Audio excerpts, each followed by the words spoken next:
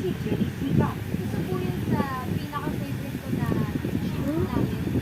Kasi parang, sobrang, naramdaman ko po talaga na parang totoo po kami. Feeling na, pag namin mga buwan ko na yun. And yung story po kasi ni Jenny, ganun siya mag-flow na. Yung journey niya, hanggang sa mga ng pangarap na. So, exciting po yung mga susunod na mga Kasama ni Stephanie na nanonood ang buong cast at production team. May cameo sa pilot episode sina Julie at San Jose at River Cruz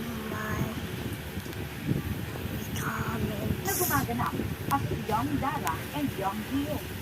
Christopher Martin as young Terry at Mikey Quintos na younger version ng karakter ni Dara at Mindy na nanay ni Jenny.